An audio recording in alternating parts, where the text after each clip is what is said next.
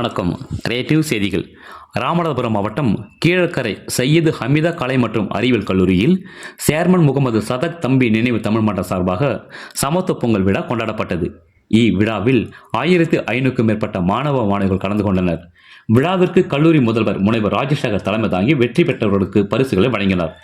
தமிழ்துறை தலைவர் முனைவர் ஓ பாலமுருகன் ஒருங்கிணைப்பாளராக செயல்பட்டார். மற்றும் துறை தலைவர்கள் காசிகுமார், சோபனா, மதினா, நூலகர் பால்ராஜ், உடற்கல்வி இயக்குனர் தவசலிங்கம், பேராசிரியர்கள் சுலைமான், சுரேஷ், ஜபராஜ், சாமுவேல் ஆகியோர் ஏற்பாடுகளை செய்திருந்தனர். துணை முதல்வர் பெரோல் கான் மற்றும் அனைத்து துறை தலைவர்கள், பேராசிரியர்கள், அலுவலர்கள், கல்லூரி மாணவ மாணவிகள் கலந்து கொண்டு பொங்கலிட்டு மகிழ்ந்தனர். ரேடியோஸ் தமிழ் செய்திக்காக ராமநாதபுரம் மாவட்ட செய்தியாளர் MN அன்வர் அலி.